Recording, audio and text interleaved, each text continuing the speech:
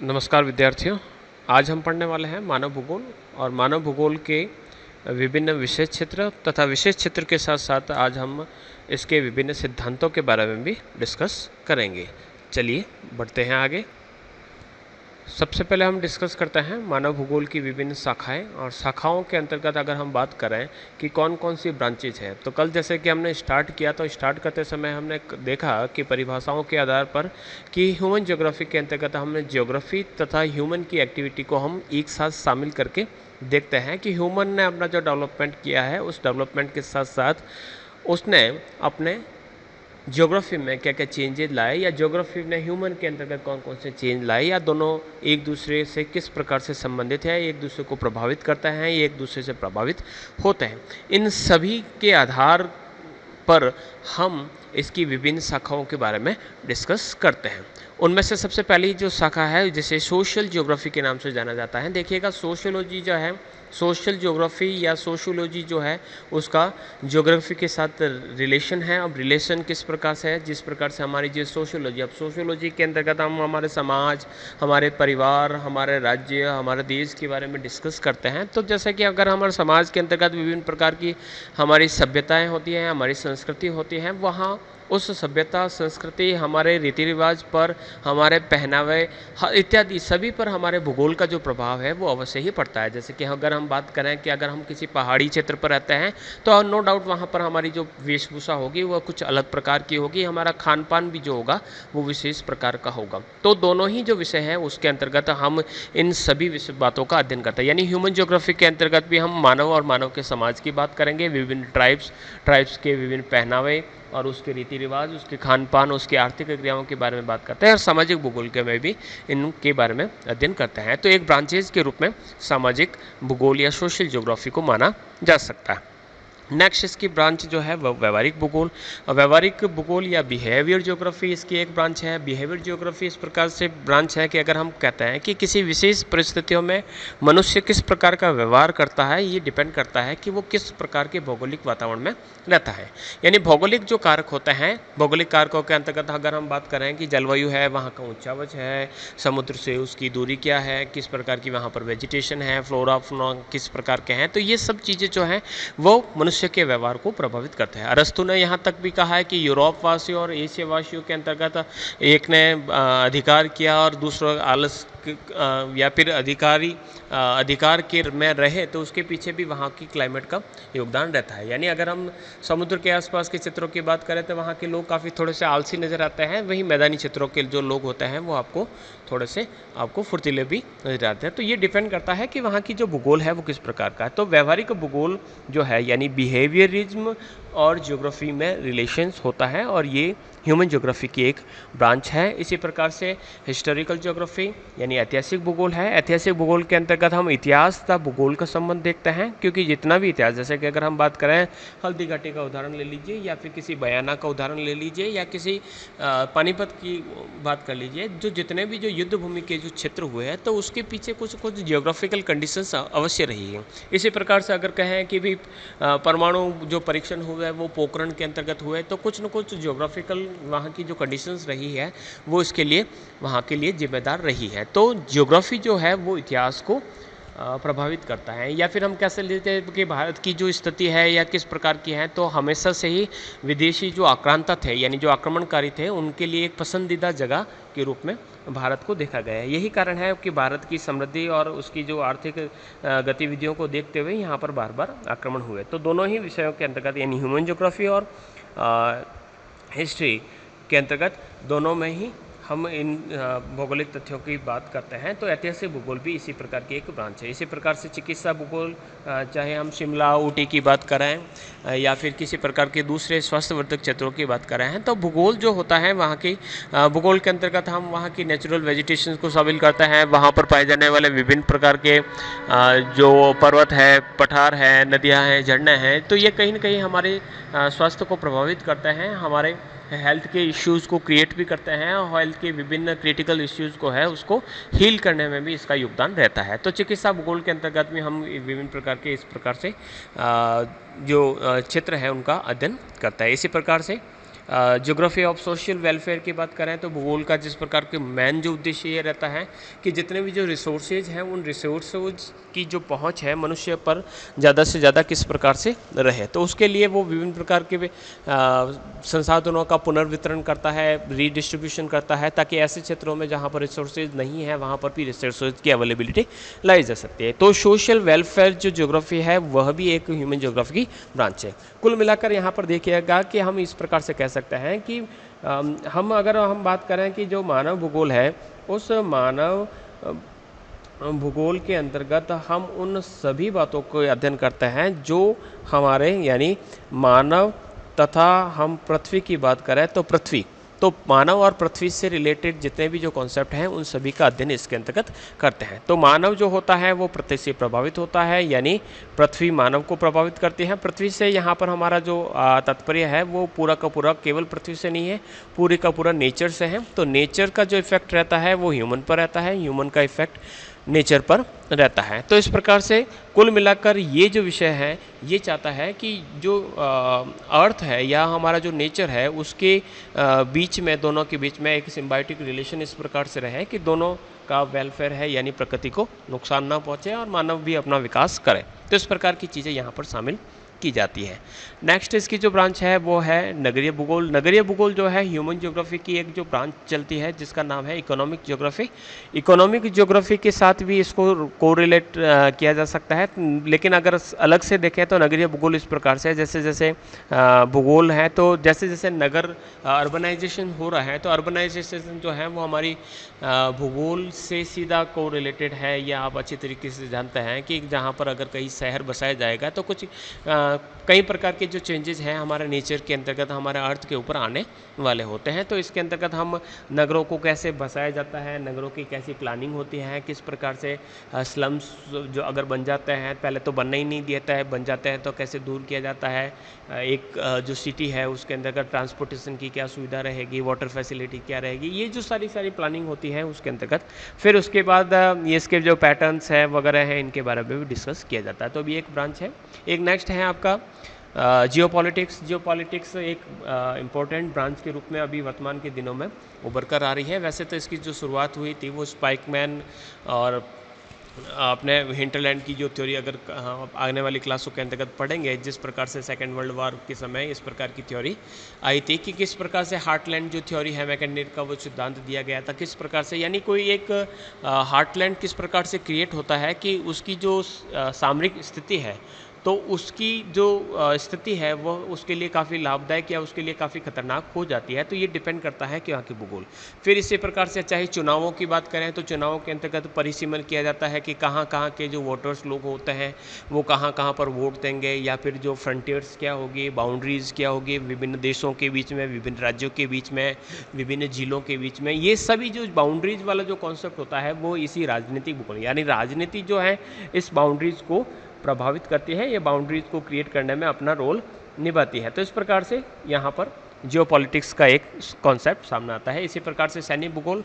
अब सेना के लिए जो सबसे महत्वपूर्ण होता है यानी कुछ नेचुरल बाउंड्रीज होती है। नेचुरल बाउंड्रीज जो होती है किन्हीं देशों के बीच में, चाहे रिवर है या फिर मान लीजिए कोई माउंटेन है या कोई प्रकार का डेजर्ट है, तो ये नेचुरल बाउंड्रीज हो या किसी प्रकार के जियो स्ट्रक्चर्स होते हैं वो आर्मी के लिए, मिलिट्री के लिए काफ़ी हेल्पफुल होते हैं। तो इस विषय के अंतर्गत ये जाना जाता है यानी सेना के लिए यानी जो आर्मी या जो मिलिट्री है उसके लिए ये भूगोल किस प्रकार से उसको जानना कितना लाभदायक हो सकता है। इसी प्रकार से निर्वाचन भूगोल जो है, इलेक्शन ज्योग्राफी जो है, इसको हम अभी डिस्कस कर चुके हैं कि इलेक्शन का जो परिसीमन का एरिया होता है, परिसीमन का अर्थ होता है कि कौन सा एरिया, जैसे कि अगर एक उदाहरण के तौर पर देख लीजिएगा परिसीमन किस प्रकार से किया जाता है कि एक पूरा का बड़ा सा एरिया है, पूरा सा एरिया के अंतर्गत मान लीजिए यहाँ पर राजपूत बाहुल्य के लोग हैं, यहाँ पर जाट बाहुल्य के क्षेत्र हैं, यहाँ पर जाट बाहुल्य के क्षेत्र हैं, यहाँ पर भी मैं यहाँ लिख देता हूँ जे फॉर जाट और यहाँ पर लिख रखा है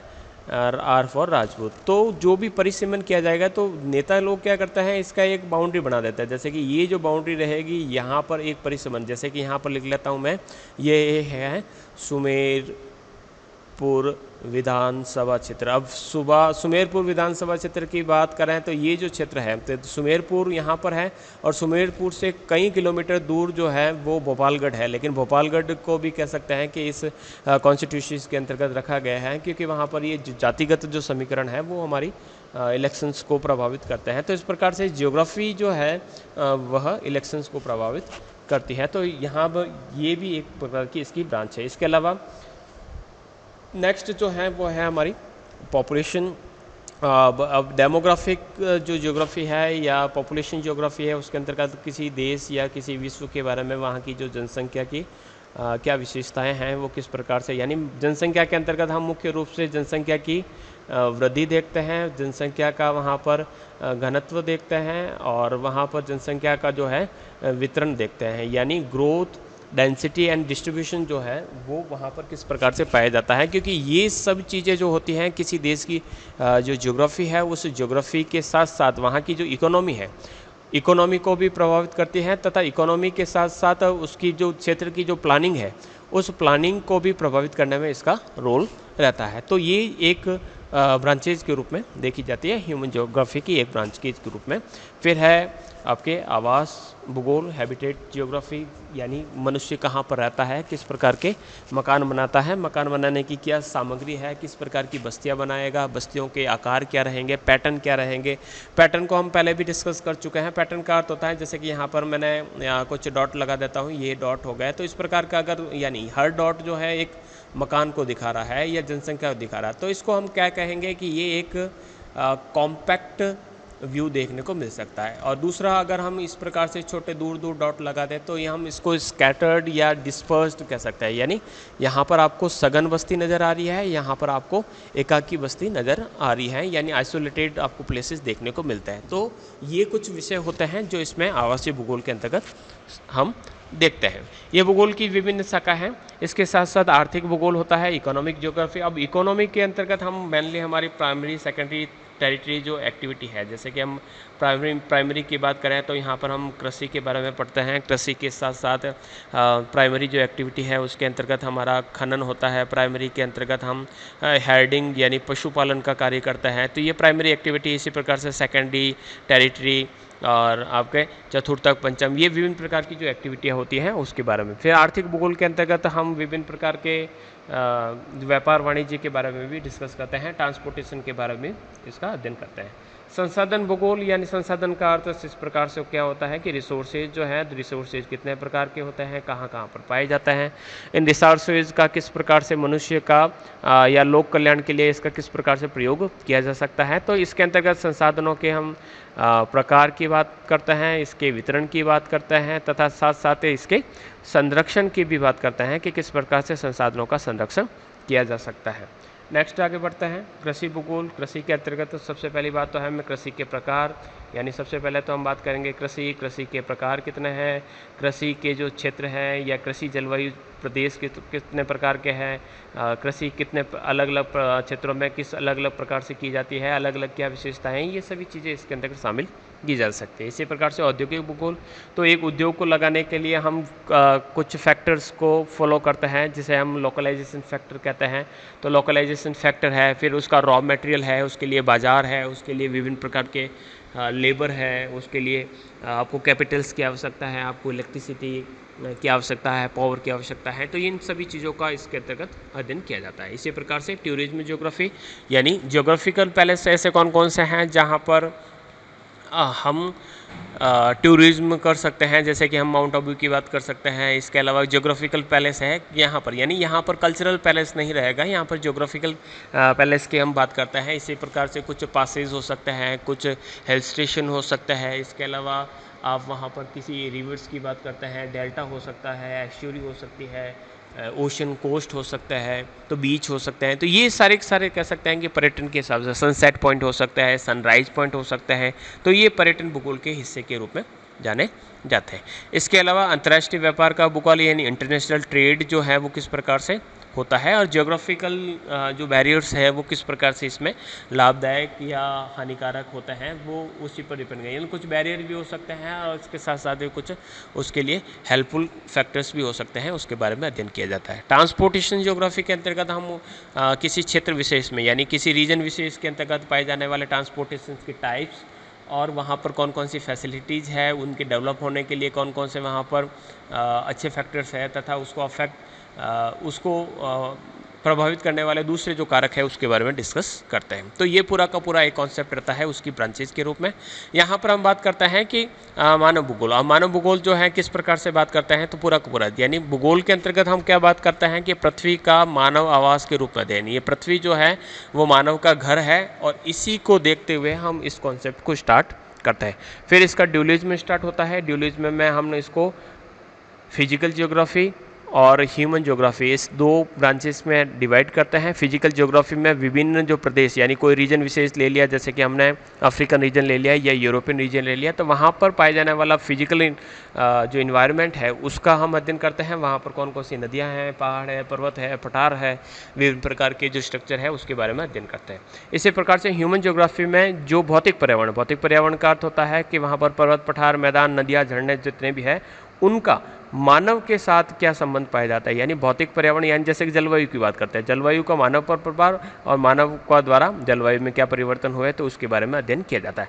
तो ह्यूमन ज्योग्राफी की अगर हम बात करते हैं कि उसका नेचर क्या है, तो नेचर को हम काफ़ी डिटेल से आगे पढ़ेंगे। यहाँ पर हम देख सकते हैं कि ह्यूमन ज्योग्राफी कैसा सब्जेक्ट है, तो हम कह सकते हैं कि ह्यूमन ज्योग्राफी एक ऐसा सब्जेक्ट है जिसमें सेंट्रल पॉइंट में ह्यूमन है और ह्यूमन के बारे में हम इसके बात करते हैं। इसके साथ ही ह्यूमन ज्योग्राफी एक इकोलॉजी के रूप में है, एक पूरा का पूरा सिस्टम चलता है जैसे कि इकोसिस्टम में चलता है। ह्यूमन ज्योग्राफी के जितने भी जो तत्व है यानी ह्यूमन ज्योग्राफी के जितने भी जो तत्व हैं, जैसे कि हम ह्यूमन की बात करें या फिर ट्री की बात करें या एनिमल्स की बात करें, तो ये एक दूसरे को प्रभावित करते हैं। यानी अगर हम बात करें ह्यूमन, अब मनुष्य है जो है, अब मनुष्य जो है वो सीधा सीधा जैसे कि अगर हम बात करें कि वो गाय पर निर्भर है। अब गाय जो है उसका जो कह सकते हैं उसका गोबर जो होता है वो खाद के रूप में प्रयोग किया जाता है, और खाद जो होता है वह पेड़ों के लिए उपयोगी होता है और पेड़ जो होते हैं ह्यूमन के लिए प्रयोग करते हैं। तो इस प्रकार से यहाँ पर एक साइकिल हो गया है, तो एक सिम्बायोटिक रिलेशन आपको यहाँ पर देखने को मिलता है। तो ये जितने भी जो तत्व हैं वो एक दूसरे यानी ह्यूमन से पेड़ भी जुड़ा हुआ है, ह्यूमन से गाय भी जुड़ी हुई है, तो इस प्रकार से इसके अंदर सिम्बायोटिक रिलेशंस पाए जाते हैं। फिर ह्यूमन ज्योग्राफी में हम सामाजिक विज्ञान के रूप में भी देख सकते हैं, यानी सोशियोलॉजी के अंतर्गत हम मानव समाज, उसके पहनावे, खान पान के बारे में बात करते हैं। किसी व्यक्ति विशेष या किसी ट्राइब या किसी रेस के बारे में हम बात करते हैं कि वहाँ पर जो प्रजाति पाई जाती है उनका सामाजिक जीवन क्या है, तो यहाँ पर ह्यूमन ज्योग्राफी के अंतर्गत भी और यहाँ पर यानी इस आधार पर हम कह सकते हैं कि ह्यूमन ज्योग्राफी एक सोशल साइंसेज के रूप में जाना जा सकता है। फिर ह्यूमन ज्योग्राफी जो है वो एरियल डिफरेंशिएशन पर आधारित होता है। एरियल डिफरेंशिएशन का अर्थ होता है कि एक क्षेत्र दूसरे से बिल्कुल अलग होता है और इन्हीं जो विषमताओं हैं, समानताओं का अध्ययन इसके अंतर्गत किया जाता है। फिर इसकी विषय क्षेत्र को हम वापस काफ़ी डिटेल से पढ़ चुके हैं कि ह्यूमन ज्योग्राफी में हम पॉपुलेशन की बात करते हैं, उसकी कैपेबिलिटी का अध्ययन करते हैं, उसमें पाए जाने वाले विभिन्न प्रकार के जो रिसोर्सेज है उनके यूजेज और उनके नियोजन यानी उसकी जो मैनेजमेंट है उसके बारे में डिस्कस करते हैं। सांस्कृतिक वातावरण का कल्चरल इन्वायरमेंट की बात करते हैं, उसका खान पान, रीति रिवाज, वेशभूषा, उसकी आर्थिक क्रियाओं के बारे में अध्ययन करते हैं। किस प्रकार से वो अलग अलग प्रकार के वातावरण में अपने आप को एडजस्टमेंट यानी इन्वायरमेंट जो एडजस्टमेंट है वो स्थापित करता है। जैसे कि एस्किमोज जो है वो अपने ठंडे क्षेत्रों में रह जाते हैं, इसी प्रकार से अरब के बड़ाविंस जो है वो गर्म क्षेत्रों में अपने आप को सर्वाइव करवा देते हैं। तो ये जो रिलेशंस है उसके बारे में यहाँ पर अध्ययन किया जाता है। नेक्स्ट है वातावरण समायोजन का कालिक अनुक्रमण, यानी जो ये एडजस्टमेंट है वो कैसे कालिक का अर्थ होता है कि ये जो डेट टू डे जो चेंजेज आ रहे हैं वो किस प्रकार से यानी वहाँ पर सक्सेशन जो है वो किस प्रकार से चलता है उसके बारे में भी इसका अंदर अध्ययन किया जाता है। तो ये कुछ उपागम है, इसमें पारिस्थितिकी उपागम है, क्षेत्रीय व्यवहार परक, कल्याण परक और तंत्र उपागम जो है उसको हम नेक्स्ट जो क्लास रहेगी उसके अंदर अध्ययन करेंगे। तो इसी आधार पर हम ह्यूमन ज्योग्राफी की ये ब्रांचेस देख सकते हैं जिसके बारे में हम डिस्कस कर चुके हैं। ये सुदूर संवेदन यानी रिमोट सेंसिंग एंड जीआईएस के बारे में मैंने नहीं बताया था, ये भी एक कह सकते हैं कि एक तकनीकी है जिसका अभी वर्तमान में भूगोल के अंतर्गत प्रयोग किया जाता है, यानी बिना किसी स्पर्श के ही किसी क्षेत्र का सर्वेक्षण करना। तो यहाँ पर दोनों ही जो ब्रांचेस हैं, जैसे कि हमने फर्स्ट ईयर के अंतर्गत फिजिकल ज्योग्राफी के अंतर्गत इन टॉपिक्स को पढ़ा, जिसके अंतर्गत फिजिकल ज्योग्राफी जो है वो पढ़ा, क्लाइमेटोलॉजी है, ओशनोलॉजी है, एस्ट्रोलॉजी है, बायोजियोग्राफी है, मैथमेटिकल ज्योग्राफी, पैडोलॉजी, जू geography, environmental geography, health geography, mapping, tourism geography and cartography, ये ज्योग्राफी की फिजिकल ज्योग्राफी की ब्रांच है। और इसके अलावा जितने में जिसमें ह्यूमन का रोल रहता है या ये ह्यूमन को जो अफेक्ट करने वाले हैं, उन सभी फैक्टर्स को हम यहाँ पर लेते हैं जो यहाँ पर पाए जाते हैं। तो इस प्रकार से सार के रूप में शॉर्ट में हम कह सकते हैं, इसके अंदर हम पॉपुलेशन के बारे में बात करते हैं, ह्यूमन एंड इन्वायरमेंट में क्या रिलेशन पाए जाते हैं, किस प्रकार से एक दूसरे को प्रभावित करते हैं, और इस रिलेशनशिप्स के अंतर्गत हम नेचुरलिज्म, पॉसिबिलिज्म, नियो डेटर्मिनिज्म जैसी स्कूल्स के बारे में बात करते हैं, नेचुरल रिसोर्सेज के बारे में बात करते हैं, कल्चरल लैंडस्केप्स कौन कौन से पाए जाते हैं उनके बारे। कल्चरल लैंडस्केप देखिएगा, एक तो होता है नेचुरल लैंडस्केप। नेचुरल लैंडस्केप के अंतर्गत आपके माउंटेन्स, प्लेट्यूज, प्लेन्स हो गए, और कल्चरल लैंडस्केप के अंतर्गत आपके मंदिर हो गए, मस्जिद हो गए, गिरजाघर, रेल की पटरियाँ, सड़कें, स्कूल, कॉलेज, ये सारे के सारे आपके कल्चरल लैंडस्केप के अंतर्गत यानी ह्यूमन मेड जो जो स्ट्रक्चर्स है वो शामिल किए जाते हैं। इसके अलावा वातावरण के साथ हमारा किस प्रकार से एडजस्टमेंट होता है उसके बारे में भी हम इस विषय के अंतर्गत, इसके अलावा जिस प्रकार से हमारा कालिक विकास होता है उसके बारे में भी अध्ययन करते हैं। विषय क्षेत्रों की बात करें तो ये विषय क्षेत्र अलग अलग तरीके से यहाँ पर बताया जा सकता है। तो यहाँ पर हम कह सकते हैं कि इन सभी विषयों का, यानी ये जो सारे विषय हैं, इन सभी विषयों का हम यहाँ पर अध्ययन करते हैं। तो सैन्य विज्ञान जो है उससे क्या बन गया, सैन्य भूगोल। जो डेमोग्राफिक है उससे जनसंख्या भूगोल बन गया। नगरीय अध्ययन से नगरीय भूगोल बन गया। समाजशास्त्र से सामाजिक भूगोल बन गया। अर्थशास्त्र से आर्थिक भूगोल बन गया। मनोविज्ञान से व्यवहारिक भूगोल बन गया। इतिहास से ऐतिहासिक भूगोल बना, और राजनीति से राजनीतिक भूगोल बना, जो ह्यूमन ज्योग्राफी की अलग अलग ब्रांचेज के रूप में देखी जाती है।